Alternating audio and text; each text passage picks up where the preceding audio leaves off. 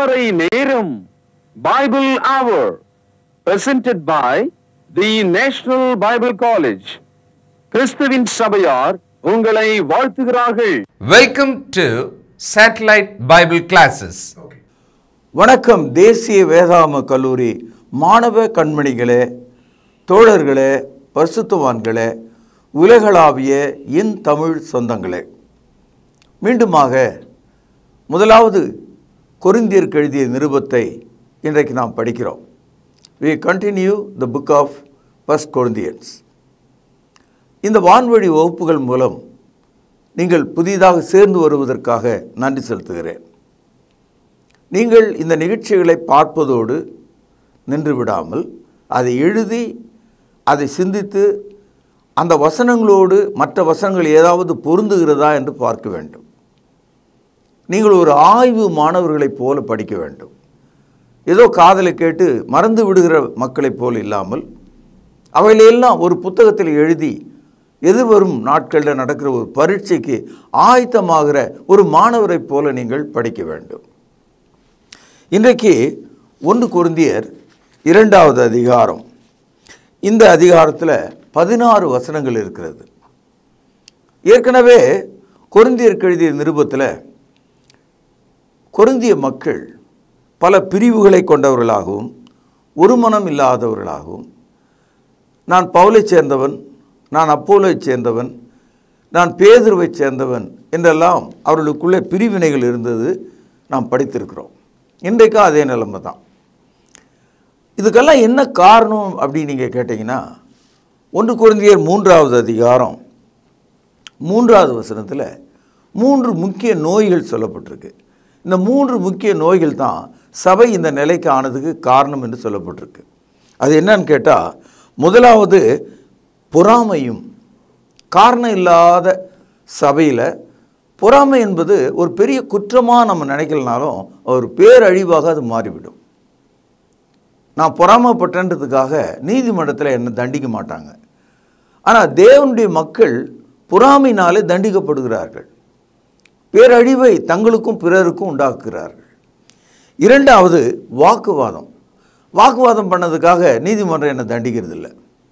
ஆனால் வாக்குவாதம் சபையில் பரிசுத்தவான்கள் செய்யும்போது அது பேரழிவை உண்டாக்குகிறது. 3வதாக பேதங்கள்.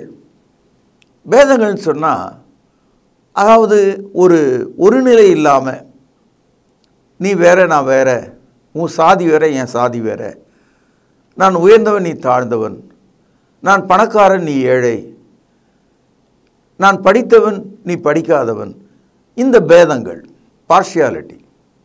பார்ப்பதற்கு இந்த 3 விஷயங்களும் சாதாரணமாக தெரியும். ஆனால் பொறாமை எங்கே இருக்கிறதோ, வாக்குவாதம் எங்கே இருக்கிறதோ, தீண்டாமையாகிய பேதங்கள் எங்கே இருக்கிறதோ, சபை அங்கே முடிந்துவிடும். ஆகவே பவுலடியார் இந்த 2ஆம் அதிகாரத்தில் ஒரு அற்புதமான செய்தியை சொல்கிறார். 2ஆம் அதிகாரம் 1 வசனம் பாருங்கள். சகோதரரே, நான் உங்களிடத்தில் வந்தபோது தேவனை பற்றிய சாட்சியை கவனிங்கள், பேனால் அடிக்கொடுங்கள், சிறந்த வசனிப்போடாவது ஞானத்தோடாவது அறிவிக்கிறவனாக வரவில்லை. அதாவது பேசும் ஆற்றல், அதனால ஒரு கிறிஸ்தவ மார்க்கம் அமையாது. கவிதையை எழுதி பாட்டு பாடுறதுனால கிறிஸ்தவ மார்க்கம் அமைஞ்சிடாது. எல்லா மதங்களும் பார்த்திங்கன்னா கவிதைகளாக இருக்கும். இந்து சமயத்தை எடுத்துங்க, முழுக்க பாடல்கள் தான் எல்லாமே. எல்லாம் எதுகை மோனையோட அழகாக வெண்பாக்களாக சிறந்த பாடல்களாக இருக்கிறத நீங்கள் பார்க்கலாம். ஆனால் கிறிஸ்தவத்தில் ஒரு அழகான டயலாக் தேவையில்லை, ஒரு அழகான ஸ்பீச், ஒரு அற்புதமான அடுக்கு தொடர் நிறைந்த ஒரு பிரசங்க பொழிவு நமக்கு தேவையில்லை. கிறிஸ்துவம் எதை மட்டும் போதிக்குதுன்னா, 2ஆம் வசனம் பாருங்கள். இயேசு கிறிஸ்துவை சிலுவையிலே அறையப்பட்ட அவரே அன்றி வேறொன்றையும் உங்களுக்குள்ளே அறியாதிருக்க தீர்மானித்திருக்கிறேன். Christ and him crucified, nothing but other teaching. சிலுவையில் அறையப்பட்ட இயேசுவை தவிர வேறு செய்தியே கிடையாதுன்னு சொல்கிறார். சிலுவையில் அறையப்பட்ட இந்த இயேசுவை நடனம் பண்ணியோ பாட்டு பாடியோ கவிதைகள் பாடியோ என்ன பேச்சரங்குகள், சொல்லரங்குகள், இவைகளெல்லாம் வச்சு நாம் தீர்மானிக்கக்கூடாது. இன்றைக்கி மதத்தை பேச்சு மன்றங்கள் இப்படிப்பட்ட காரியங்களை செய்கிறது நீங்கள் பார்க்கலாம். விவாத மன்றங்கள், கருத்து மன்றங்கள், இப்படி மன்றங்கள் வழியாக கவிதைகள் பாடி சொல்லுக்கு சொல்லு மெட்டுக்கு மெட்டு என்றெல்லாம் செய்வதை நாம் பார்க்கிறோம். ஆனால் பவுலடியார் சொல்கிறாரு, இயேசு சிலுவையில் அறையப்பட்டிருக்கிறார், அதான் செய்தி. அதை தாண்டி கிறிஸ்தவம் இல்லை. அதனால தான் கலாத்தியர் 6ஆம் அதிகாரம் 14வது வசனத்தில் பவுலடியார் இப்படி குறிப்பிடுகிறார், நானோ நம்முடைய கர்த்தராகிய இயேசு கிறிஸ்துவின் சிலுவையை குறித்தே அல்லாமல் வேறொன்றையும் குறித்து மேன்மை பாராட்டாதிருப்பேனாக. கவனிங்கள், பேனால் அடிக்கோடிடுங்கள். அவரால் உலகம் எனக்கு சிலுவையில் அறையுண்டிருக்கிறது, நானும் உலகத்திற்கு சிலுவையிலே அறையுண்டிருக்கிறேன். எப்படி இயேசு கிறிஸ்து சிலுவையில் அறைந்தார்களோ அவ்விதமாக கிறித்தவன் இயேசு கிறிஸ்துவுடனே சிலுவையில் அறையப்பட்ட ஒரு மனிதன். இந்த உலகம் சிலுவையில் அறையப்பட்ட ஒன்றாக அவனுக்கு இருக்கிறதாம். இப்படி தான் கிறிஸ்தவத்தை முதல் நூற்றாண்டு கால கிறிஸ்தவர்கள் பார்த்துருக்காங்க. ஆகவே பொறாமையும் வாக்குவாதமும் தீண்டாமையும் கொண்ட அந்த மக்கள் மத்தியில், பிரிவினைகளை கொண்ட மக்கள் மத்தியில், குழந்தைகளைப் போல நடக்கிற அந்த மக்கள் மத்தியில் என்ன சொல்கிறாரு, இந்த பாருங்கள், இந்த கவிதை வேணாம், இந்த மாதிரியான பாடல்கள்லாம் நமக்கு தேவையில்லை, ட்ராமாலாம் நமக்கு தேவையில்லை, நடனம் நமக்கு தேவையில்லை, இயேசு சிலுவையில் அறையப்பட்டார் என்ற அந்த போதனையே போதும், அந்த பிரசங்கமே மட்டும் போதும். இதுதான் கிறிஸ்தவம் என்று சொல்வதை நாம் பார்க்கிறோம். அதனால தான் 1 கொரிந்தியர் 4வது அதிகாரம் 6வது வசனத்தில் ஒரு அற்புதமான கருத்தை நாம் கவனிக்கிறோம். சகோதரரே கவனிங்கள், பேனால அடிக்கோட்டிடுங்கள். எழுதப்பட்டதற்கு மிஞ்சி எண்ண வேண்டாம் என்று. இப்போது புதிய ஏற்பாடு எழுதப்பட்டிருக்கு, அச்சடிக்கப்பட்டிருக்கு, நாம் கையில் வச்சுருக்கோம். இப்போ இதில் இருக்க ஒரு வசனத்தை படிச்சுட்டு நீங்கள் இதுக்காக ஒரு கவிதை எழுத வேண்டிய அவசியம் இல்லை. எதையோ ஒன்று நினச்சிக்கிட்டு ஒரு கருத்தை சொல்ல வேண்டிய அவசியம் இல்லை. எதுவும் நீங்கள் பேச வேண்டிய அவசியம் இல்லை. சத்தியத்தை எடுத்து சொன்னால் போதுன்றார். மிஞ்சி எண்ணுதல் அப்படின்னா என்ன அர்த்தம்? ஒன்றுக்கு ஒரு காரணங்கள் சொல்லிகிட்டே போகிறது, ஒன்றுக்கு ஒன்று விவாதம் பண்ணிக்கிட்டே போகிறது, ஒன்றுக்கும் விளக்கங்களை கொடுத்துக்கிட்டே போகிறது. அப்படியெல்லாம் நம்ம செய்ய வேண்டிய அவசியம் இல்லை. இந்த ஒரு வசனம் உங்களுடைய இருதயத்தை தைக்கும்னு நான் நம்புகிறேன்.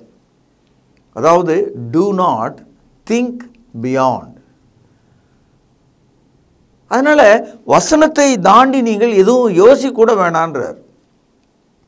1 பேதுரு 4ஆம் அதிகாரம் 11ஆம் வசனத்தில் சொல்கிறாரு, ஒருவன் போதித்தால் தேவனுடைய வாக்கியங்களின்படி போதிக்க கடவன். If one speak, let him speak the oracles of God. Therefore do not think beyond what it is written. இந்த கட்டுப்பாட்டுக்குள்ள, இந்த எல்லைக்குள்ள சுருங்கி நீங்கள் வந்துட்டீங்கன்னா அப்போ தான் நீங்கள் புதிய ஏற்பாட்டு கிறிஸ்தவர்களாக சிலுவையை தூக்கி சுமக்கிற மக்களைப் போல, இயேசுவின் பின்னாலே அவருடைய அடிச்சுவடுகளில் நடக்கிறவளைப் போல நீங்கள் இருப்பீர்கள். நம்ம உடம்பு இருக்க அது மாம்சத்தால் ஆனது. இந்த உடல் பெருமை கொண்டது, அகந்தை கொண்டது, சகல பாவங்களையும் அகல விரித்து இழுத்துக்கொள்வதை போன்றது. எல்லாத்தையும் இது உள்ளே இழுத்துக்கும். கண்களின் இச்சை, மாம்சத்தின் இச்சை, ஜீவனத்தின் பெருமை எல்லாத்தையும் உள்ளே இழுத்துக்கும். உலகமே என்னுடையது என்று சொல்லக்கூடியவர்களாக நாம் இருக்கலாம்.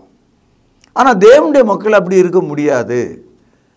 நீங்கள் மாம்சத்துக்குரியவர்களாக இருந்தால், if you are a physical person, you won't understand. இதை நீங்கள் புரிந்து கொள்ள முடியாது. அதனால் உங்கள் மனதில் உடலால் சிந்திக்கிறதை விட்டுவிட்டு ஆவியின் வசனங்களை அப்படியே நாம் ஏற்றுக்கொள்ள வேண்டும். இப்போது தங்கம் கொஞ்சம், வெள்ளி கொஞ்சம், ரெண்டும் கலந்து ஒரு உலோகத்தை நாம் உருவாக்க முடியும். இரும்பு கொஞ்சம், அலுமினியம் கொஞ்சம் கலந்து ஒரு உலோகத்தை உருவாக்க முடியும். அலுமினியம் கொஞ்சம், நிக்கல் கொஞ்சம் ஒன்றா கலந்து ஒரு உலோகத்தை உருவாக்க முடியும். வெஜிடேபிள் போட்டும் வெஜிடேபிள் பிரியாணி செய்யலாம், அதுலேயும் அரிசி தான் இருக்குது. மட்டன் போட்டும் மட்டன் பிரியாணி செய்யலாம், அதுலேயும் அரிசி தான் இருக்குது. அதை மாதிரி தேவனுடைய வசனங்களை உங்களுக்கு பிரியமான முறையில் சமைக்க முடியாது, பிரியமான உலோகமாக மாற்ற முடியாது.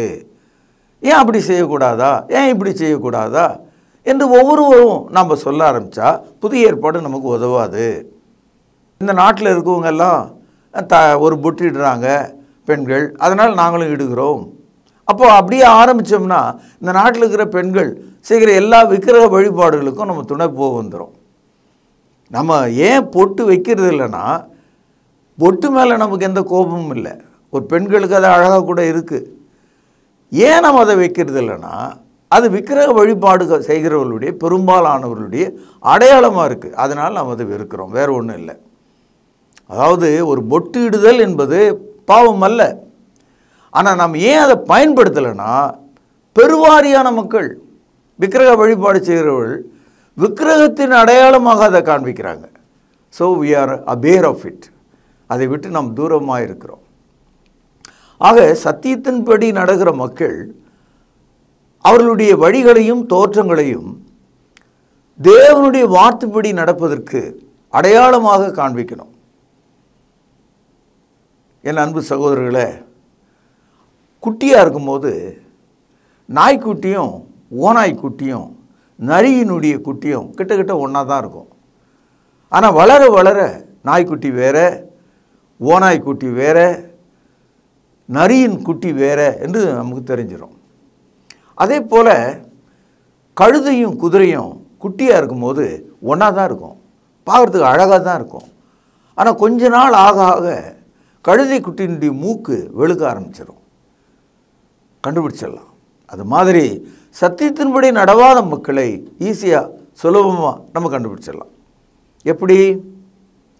எழுதப்பட்டவைகளுக்கு மிஞ்சி என்ற ஆள், இதில் சொல்லவைகளுக்கு விரோதமாக போதிக்கிற ஆள், மாற்றி சொல்கிற ஆள், தன்னுடைய சொந்த கனவுகளை உள்ளே கொண்டு வருகிறவர், யோசனைகளை உள்ளே கொண்டு வருகிறவர், அவர்கள் புதிய ஏற்பாட்டை விட்டு வெளியே போயிடுவாங்க. அதான் அந்த அடையாளம். இப்பொழுது என்ன சொல்கிறாருன்னு பாருங்கள். 1 கொரிந்தியர் 2ஆம் அதிகாரம் 12வது வசனம். நாங்களோ உலகத்தின் ஆவியை பெறாமல் தேவனால் எங்களுக்கு அருளப்பட்டவைகளை, நல்லா கவனிங்க, அறியும்படிக்கு தேவனிடத்திலிருந்து புறப்படுகிற ஆவியையே பெற்றிருக்கிறோம்.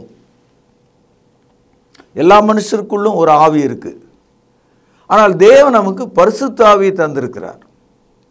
அந்த பரிசுத்த ஆவி நம்மை தேவனுக்கு பிரியமாக வழி நடத்துகிறது. அதுக்காக தான் பரிசுத்த ஆவி தேவன் தந்தார். அப்போஸ்தலர் நடபடிகள் 2வது அதிகாரம் 38வது வசனத்தில் பாவ மன்னிப்புக்கென்று ஞானஸ்நானம் பெற்றுக்கொள்ளும் போது பரிசுத்த ஆவியின் வரத்தை தேவன் நமக்கு தருகிறார் என்று நாம் படிக்கிறோம். பரிசுத்த ஆவியானவர் நம்முடைய இருதயங்களில் வரும்போது நாம் தேவனை அப்பா பிதாவே என்று கூப்பிடும் பிள்ளைகளாக மாறுகிறோம் என்று ரோமர் 8வது அதிகாரம் 15வது வசனத்தில் படிக்கிறோம். அந்த பரிசுத்த ஆவியானவர் வாக்கடங்காத பெருமூச்சுகளோடு நாம் ஜெபிக்கும்போது நம்மோடு சேர்ந்து செயல்படுகிறார் என்று படிக்கிறோம். அந்த ஆவியானவர் நமக்குள்ளே வாசமாக இருக்கிறதுனால நாம் தேவனுடைய வீடாக, ஆலயமாக மாறுகிறோம். 1 கொரிந்தியர் 3ஆம் அதிகாரம் 16வது வசனம், 1 கொரிந்தியர் 6ஆம் அதிகாரம் 19வது வசனம். நாம் ஆவினாலே தேவனுடைய வாசஸ்தலமாக கூட்டி கட்டப்பட்டு வருகிறோம். பரிசுத்த ஆவி இல்லாமல் நாம் இயேசு கிறிஸ்துவை புரிந்து கொள்ள முடியாது. பரிசுத்த ஆவியின் ஒத்தாசை இல்லாமல் நாம் தேவனுடைய பிள்ளைகளாக ஜீவிக்க முடியாது. ஆகவே மனுஷனில் இருக்கிற ஆவியையும் தேவனிடத்திலிருந்து வருகிற ஆவியையும் நாம் வேறு பிரித்து பார்க்க வேண்டும். இயேசு கிறிஸ்து பரிசுத்த ஆவி குறித்து பேசும்போது தேற்றரவாளன் என்று பேசுகிறார். யோவான் எழுதிய சுவிசேஷம் 14வது அதிகாரம் 16வது வசனம். நான் பிதாவை வேண்டிக் கொள்வேன், அப்பொழுது என்றென்றைக்கும் உங்களோடு கூட இருக்கும்படி சத்திய ஆவியாகிய வேறொரு தேற்றவாளனை அவர் உங்களுக்கு தந்தருளுவார். Holy spirit is a comforter. இந்த பரிசுத்த ஆவி மனிதனுக்குள் இருக்கிற ஆவி அல்ல, மனிதனுக்குள்ளே அவனுடைய மாம்சத்துக்குரிய சுவாப ஆவி இருக்கிறது. Man has his own physical Cornell spirit, அது வேற. இந்த ஆவி பரலோகத்திலிருந்து தேவன் நமக்கு கொடுக்கிற ஆவியாக இருக்கிறது. இந்த ஆவியை பெற்றவர்கள் வசனத்தை எப்படி பார்க்கிறார்கள், சத்தியத்தை எப்படி கைக்கொள்கிறார்கள். ஆகவே பொறாமையையும் வாக்குவாதத்தையும் தீண்டாமையையும் அவர்கள் எப்படி ஜெயிக்கிறார்கள், அவர்கள் எப்படி பெருமை இல்லாமல் ஜீவிக்கிறார்கள். இயேசு கிறிஸ்துவை குறித்து எழுதப்பட்டவைகளுக்கு மிஞ்சி எண்ணாமல் எப்படி கீழ்ப்படிந்து நடக்கிறார்கள். அதுதான் பரிசுத்த ஆவியினுடைய அடையாளமாக இருக்கிறது. இன்றைக்கி மதத்தில் பார்த்தீங்கன்னா, கிறிஸ்தவ மதத்தில் வெள்ளைப்புடவை வெள்ளைச்சட்டை போட்டுக்கிட்டு நடுங்கி கொண்டிருக்கிற மக்களை நான் பார்க்கிறேன். தேவனுக்கு பயப்படுகிற மக்களை பார்க்கிறேன். அந்த பயம் மாம்சத்துக்குரிய ஒரு பயமாக தான் இருக்குது. It is a Cornell fear only. அப்படியே நடுங்குவாங்க, முழங்கால் போடுவாங்க, உருளுவாங்க, என் தேவனே என்று கதறுவாங்க. ஆனால் வசனத்துப்படி நடக்க அவர்களுக்கு மனம் இல்லை. தங்களுடைய உடலை தான் அவங்க அவ்விதமாக மாற்றிக்கிறாங்க. அட்லாண்டிக் கடலில் ஒரு தீவு இருக்குது, கிரீன்லேண்ட் சொல்லி. அந்த தீவில் ஒரு பகுதி மக்கள் இருக்காங்க. அவங்களுக்கு பேர் வந்து குவாக்கர். குவாக்கர்னா என்ன அர்த்தம்னா, அங்கே அதிகமான குளிர் எப்போதும். அதனால் அவங்க பேசுகிற மொழியே நம்ம மாதிரி தெளிவாக பேச மாட்டாங்க. குளிரில் பேசுகிறவங்க எப்படி பேசுவாங்க, குளிரில் விரைச்சிக்கிட்டு பேச முடியாமல் பேசுகிறவங்க திக்கி திணறி பேசுவாங்க இல்லையா, அதே மாதிரி அவங்க பேசுவாங்க. அவங்க உடல் வந்து எப்பவுமே அசையும். அதனால் அவங்கள குவாக்கர்ஸ்ன்னு சொல்லுவாங்க. இன்றைக்கி கிறிஸ்தவ மதத்தில் தங்களுடைய உடலை ஒரு குவாக்கர் மாதிரி அப்படியே ஆடி அசைஞ்சு பயந்து நடுங்கி திணறி ஏதோ உளறுகளை போல இருப்பாங்க. இதெல்லாம் என்ன ஆவின்னு நீங்கள் யோசிக்கணும். பரிசுத்த ஆவிக்குள்ளே நடக்கிற ஒரு மனிதன் எப்படி தங்கத்தை உரைத்து பார்த்தால் இது தங்கம் என்று சொல்லி விடுகிறார்களோ, அது மாதிரி நம்ம சத்திய வசனத்தின்படி நடக்கிறத சத்திய வசனத்தின் மூலமாக தான் நம்ம தெரிஞ்சுக்க முடியும். 1 கொரிந்தியர் 2ஆம் அதிகாரம் 13வது வசனம். எவைகளை தேவனுடைய வசனங்களை நாங்கள், இந்த இடத்துல நாங்கள் என்பது அப்போஸ்தலரை குறிக்கிறது. அவைகளை நாங்கள் மனுஷ ஞானம் போதிக்கிற வார்த்தைகளாலே பேசாமல். மனுஷனுடைய ஞானம் எவ்வளவோ பேசும். வள்ளுவர் எவ்வளோ பேசுகிறார். அகநானூறு, புறநானூறு, 10 பாட்டு, மணிமேகலை, குண்டலகேசி என்றெல்லாம் ஏராளமான இலக்கியங்கள் நமக்கு உண்டு. அதெல்லாம் மனுஷர்கள் பேசின வார்த்தைகள். நல்லவைகள் அவைகள், நாகரிகமானவைகள் அவைகள், மனிதனுக்கு பயனுள்ள சமுதாயத்துக்குரிய கருத்துகள். ஆனால் பரலோகத்துக்கு ஏறி செல்லும் வார்த்தைகள் அல்ல. பாவம் மன்னிப்பை குறித்த போதனைகள் இல்லை. ஆவிக்குரிய ஆவியின் சிந்தையை அது நமக்கு உண்டாக்காது. மனிதனாக நியாயமுள்ள ஒருவனாக வாழ்வதுக்கு தான் அது உதவி செய்யும். அப்படி பார்த்தா உலகத்தில் எந்த மனுஷனும் பர்ஃபெக்ட் மேன் கிடையாது. எந்த ஒரு மனுஷனும் அறம் என்ற அந்த வார்த்தையை பேசினாலும் அவனுடைய மனது அறத்துக்கு எதிராக தான் இருக்குது. அதனால் இயேசு கிறிஸ்துவனுடைய வார்த்தையும் பரிசுத்த ஆவியும் நம்முடைய இருதயத்தில் இடம்பெற வேண்டும். அதுதான் சொல்கிறாரு, அவைகளை நாங்கள் மனுஷ ஞானம் போதிக்கிற வார்த்தைகளாலே பேசாமல். கவனிங்க, வேணால் அடிக்கோடு விடுங்க. பரிசுத்த ஆவி போதிக்கிற வார்த்தைகளாலே பேசி. we speak by the Holy Spirit. 2 தீமோத்தேயு 3ஆவது அதிகாரம் 16வது வசனத்தை படிக்கிறோம். வேத வாக்கியங்கள் எல்லாம் தேவ ஆவினாலே நமக்கு அருளப்பட்டிருக்கிறது. All the scriptures were inspired by the Holy Spirit. அதனால தான் புதிய ஏற்பாடு ஆவியின் வார்த்தை என்று அழைக்கிறது. யோவான் 6:63 படிக்கிறோம், தேவனுடைய வார்த்தைகள் ஜீவனும் ஆவியுமாக இருக்கிறது. ஆகவே என்ன சொல்றாரு, அவைகளை நாங்கள் மனுஷ ஞானம் போதிக்கிற வார்த்தைகளாலே பேசாமல் பரிசுத்த ஆவி போதிக்கிற வார்த்தைகளாலே பேசி. ரொம்ப முக்கியமான ஒரு விஷயம் சொல்லப்படுது பாருங்க. ஆவிக்குரியவைகளோடு சம்பந்தப்படுத்தி காண்பிக்கிறோம். இப்போது தங்கத்தோடு தங்கத்தை நாம் இணைக்கலாம், வெள்ளியோடு வெள்ளியை இணைக்கலாம். எதை எதோடு இணைக்கணுமோ அதோடு தான் இணைக்க முடியும். இப்போ ஒரு மனிதனுக்கு ரத்தம் தேவைன்னா குரங்கு ரத்தத்தை எடுத்து ஏற்ற முடியாது. மனிதனுடைய ரத்தம் மனிதனுக்கு பயன்படும். அது மாதிரி ஆவிக்குரிய விஷயங்களை ஆவிக்குரிய வசனங்களால் தான் தீர்மானிக்கணுன்றார். அதாவது you cannot compare the Holy Spirit and you cannot compare the word of God with the word of the physical world. உலக வார்த்தைகளால் ஆவின் வார்த்தைகளை இணைக்க முடியாது, சேர்க்க முடியாது. இப்போ பைபிளில் புதிய ஏற்பாட்டில் ஒன்றை படிக்கிறோம், நமக்கு அர்த்தம் விளங்கலை. விளங்காததுக்காக கண்ணை மூடிட்டு நீங்களாக ஒன்று கண்டுபிடிச்சிட முடியாது. ஒரு பெரிய போதகர்கிட்ட போய் அவர்கிட்ட அனுபவமாக ஒன்றை கேட்டுட்டு வர வேண்டிய அவசியம் இல்லை. என்ன சொல்கிறாரு, நீங்கள் அந்த மிஸ்ஸிங் லிங்க், அதனுடைய அர்த்தம் என்னன்னு தெரியல, அதுக்கான லிங்கை பைபிளையே நீங்கள் தேடணுன்றார். ஆவிக்குரியவைகளோடு என்ன செய்யணுமா, சம்பந்தப்படுத்தி காட்டணுமா. Compare the word of God with another word in the New Testament. ஆவிக்குரியவைகளே ஆவிக்குரியவைகளோடு. இப்போ பாருங்கள், பரலோக ராஜ்யத்தில் நாம் அனைவரும் ஆவியாகத்தான் அங்கே இருப்போம். அப்போ நமக்கு அங்கே உடைகள் தேவையில்லை, அங்கே மரணம் இல்லை, ஆகவே தான் நமக்கு அங்கே சரீரம் இல்லை. இப்போது அந்த இடத்துல தேவன் எனக்கு ஒரு பெரிய மாளிகை கட்டியிருக்காரு, அதனுடைய கதவு, அதனுடைய பூட்டு, அதனுடைய சாவி என்றெல்லாம் நம்ம சமகாலத்தில் வாழ்ந்த நிறைய போதர்கள் அதே மாதிரி ஒரு சாவி செஞ்சு விற்றாங்க தங்கத்தில். அது உங்களுக்கு தெரியும்.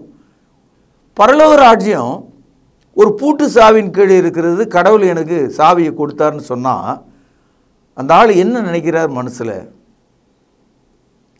அதே போல் சபைகளில் என்ன போதிக்கிறாங்க, எல்லாம் பரலோகத்தில் நமக்கு அப்படின்வாங்க. பரலோகத்தில் உனக்கு என்ன இருக்குது? தேவன் இருக்கிறார், நாம் என்றென்றும் அழியாமல் இருப்போம், அவ்வளோதான். பூமியில் தான் உனக்கு சாப்பாடு, துணி, வீடு, வாசல் இதெல்லாம் தேவை.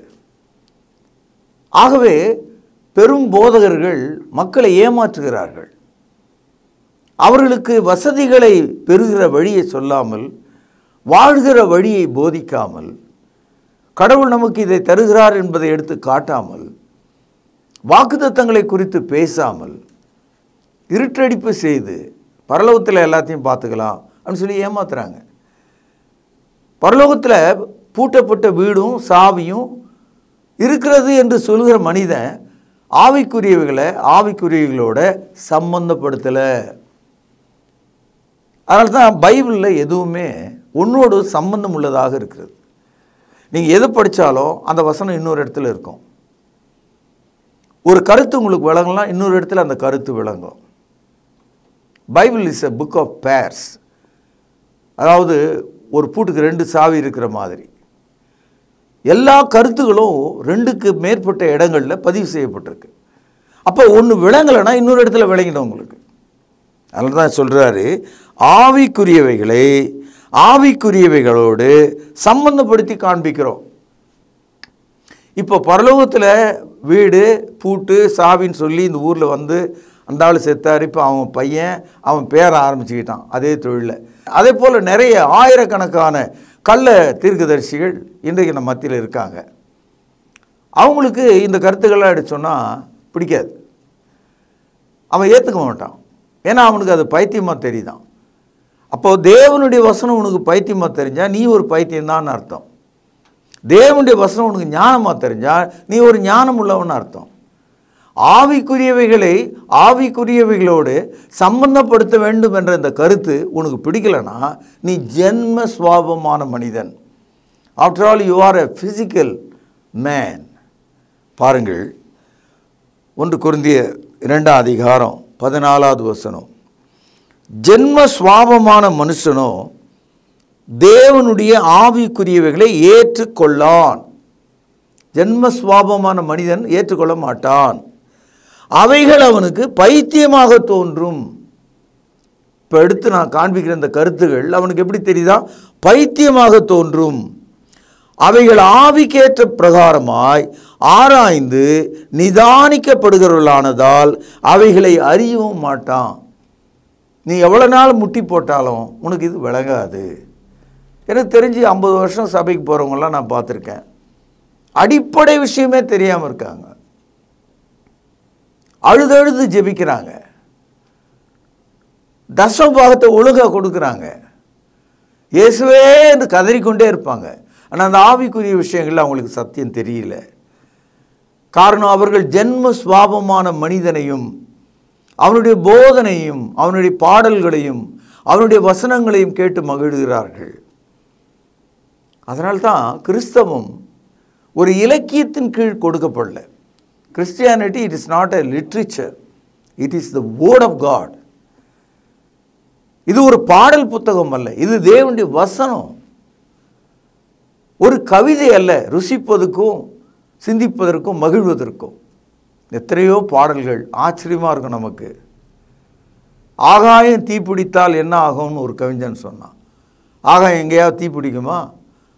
அப்படி இருக்கான் அந்த பெண்ணை பார்த்தபோது அவனுடைய மனசு. இதுதான் கவிதை. ஆனால் இப்படிப்பட்ட ஏமாற்று வார்த்தைகள் புதிய ஏற்பாட்டில் இல்லை. உனக்காக ஆகாயம் தீப்பிடிக்க வேண்டிய அவசியம் இல்லை. தேவ வசனம் என்ன சொல்லுதோ அதை மட்டும்தான் நீங்கள் கேட்டு நடக்கணும். 1 கொரிந்தியர் 2வது அதிகாரம், ஆவிக்குரியவன் எல்லாவற்றையும் ஆராய்ந்து நிதானிக்கிறான், ஆனாலும் அவன் மற்றொருவனாலும் ஆராய்ந்து அறியப்படான். Spiritual man search everything spiritually. ஆவிக்குரியவைகளை ஆவிக்குரியவைகளாக ஆராய்ந்து பார்க்கிறான் தேவனுடைய மனுஷன். அதனால தான் தேசிய வேதாகம கல்லூரி ஒரு நடுநிலையாக எந்த பக்கமும் சாயாமல் முதல் நூற்றாண்டு கால கிறிஸ்தவ மார்க்கத்தை உங்களுக்கு வெளிப்படுத்துகிறது. மதத்தின் போதனைகளை உங்களுக்கு காண்பிப்பதில்லை. மதம் நம்முடைய தேவைகளும் அல்ல, மார்க்கம் நம்முடைய தேவையாக இருக்குது. கிறிஸ்துவின் அடிச்சுவடுகளை நடப்பது நம்முடைய நோக்கமாக இருக்கிறது. சிலுவையிலே நான் அறையுண்டிருக்கிறேன், உலகம் எனக்கு சிலுவையில் அறையுண்டிருக்கிறது. ஆகவே நயவசனிப்பான ஒரு பாடலாக, ஒரு கவிதையாக, நயம் நிறைந்த ஒரு சொற்களால், ஒரு சிறந்தான பேச்சு பொழிவினாலே கிறிஸ்தவ மார்க்கத்தை நாம் நிலைநாட்டுவது கிடையாது. மாறாக இயேசு வேத வாக்கியங்கள்படி சிலுவையிலே அறையப்பட்டார், அவர் அடக்கம் பண்ணப்பட்டு வேத வாக்கியங்கள்படி மரித்தோர்ந்து எழுந்தார். இதுதான் நற்செய்தி. இதை சொன்னால் அவன் விளங்குவானா? இதை சொன்னால் அவனுக்கு புரியுமா? இதை சொன்னால் அவனுக்கு சந்தோஷம் ஏற்படுமா? இதை சொன்னால் அழகாக சொன்னால் நல்லா இருக்காதா? ஒரு வெண்பாவில் சொன்னால் நல்லா இருக்காதா? ஒரு கவிதையாக பேசினா நல்லா இருக்கா? நல்லா இருக்கும். ஆனால் தேவனுடைய வார்த்தை என்னவோ அதை தானே நம்ம செய்யணும். ஏனென்றால் அந்த வசனம் தானே அவனை உயிர்ப்பிக்கிறது. ஆகவே அன்பு சகோதரர்களே, நம்முடைய உணவை நாம் சமைக்கிற மாதிரி நம்ம விருப்பம் போல தேவனுடைய வசனத்தை சமைக்க முடியாது. தேவனுடைய வசனத்தை வசனமாகவே நாம் எடுத்து காண்பிக்கணும். அவர் சொன்ன கட்டளையின்படி நாம் நடக்கணும். ஆகவே ஆவிக்குரியவைகளை மாம்சத்துக்குரிய மனுஷன் என்ன செய்ய மாட்டான்னா ஏற்றுக்கொள்ள மாட்டான். கடைசியாக இந்த புத்தகம் எப்படி முடியுதுன்னு பாருங்கள். 16வது வசனம், கர்த்தருக்கு போதிக்கத்தக்கதாக அவருடைய சிந்தையை அறிந்தவன் யார்? அதாவது மனுஷன் ஆர்கியூ பண்ணுறான், இப்படி தான் சொல்லணும், அப்படி தான் சொல்லணும், ஒரு கவிதையாக பாடணும், இயேசு காவியம் பாடணும், இயேசுவை பாடலாக அறிவிக்கணும், டான்ஸ் போட்டு அறிவிக்கணும், குத்தாட்டம் போட்டு அறிவிக்கணும், நடனம் பண்ணி அறிவிக்கணும், இசை கச்சேரிகள் பண்ணி அறிவிக்கணும். அப்போ தான் இந்த வாலிபரெல்லாம் வருவாங்க, அப்போ தான் இந்த உலகத்தை நாம் சந்திக்க முடியும். இப்படியெல்லாம் மனுஷருடைய எண்ணங்கள் இருக்கிறது. ஆனால் இதெல்லாம் கர்த்தருடைய சிந்தையா? இது தேவன் அங்கீகரித்த ஒரு வழிமுறையா? முதல் நூற்றாண்டு கால கிறிஸ்தவர்கள் இப்படி செய்தார்களா? பரிசுத்த ஆவியை பெற்றுக்கொண்ட மக்கள் இதையெல்லாம் செய்தார்களா? இல்லை. ஆவிக்குரியவன் ஆவிக்குரியவைகளை சம்பந்தப்படுத்தி பார்த்து போதிக்கிறான். ஜென்மசுவாபமான மனுஷனும் அதை ஏற்றுக்கொள்ள மாட்டான். ஜென்மசுவாப மனுஷன் என்ன நினைக்கிறான்? கடவுளுக்கே நான் போதிப்பேன்றான். அவருக்கு மேலே என்னால் போதிக்க முடியும், அவருடைய கட்டளைகளை என்னுடைய சொந்த வார்த்தைகளில் நான் என்ன வேணால் திருத்தி கொள்ள முடியும் அப்படின்னு நீங்கள் நினச்சிங்கன்னா நம்முடைய ரட்சிப்பு வீணாய் போய்விடும். என் அன்பு சகோதரர்களே, கண்மணிகளே, தோழர்களே, இந்த நாளில் நீங்கள் கேட்ட இந்த கிறிஸ்துவின் சிந்தையை நீங்கள் உடையவர்களாக இருக்கத்தக்கதாக உங்களை ஆசீர்வதித்து இன்றைய நிகழ்ச்சி நான் நிறைவு செய்கிறேன். நாளை நாம் சந்திப்போம், பிரார்த்தனை செய்வோம். பரலோகத்திலே வாசமாக இருக்கிற பரிசுத்தமுள்ள தகப்பனே, கிறிஸ்துவின் சிந்தையை உடையவர்களாய் ஆவிக்குரியவைகளை ஆவிக்குரியவைகளோடு சம்பந்தப்படுத்தி சத்தியத்தின்படி நடக்கத்தக்கதாக எங்களுக்கு உதவி செய்தரலும். கர்த்தராகிய இயேசுவின் நாமத்தில் ஜெபத்தை கேட்டறலும். பரிசுத்த நிறைந்த எங்கள் நல்ல பிதாவே, ஆமென். தொடர்பு கொள்ள வேண்டிய முகவரி: திருமறை நேரம், 58 சர்ச் தெரு, குமரன் நகர், சென்னை 6082. செல்போன் 9385500882. கர்த்தாவே, தேவர்களில் உமக்குப்பானவர் யார்? வானத்திலும் பூமியிலும் உமக்குப்பானவர் யார்?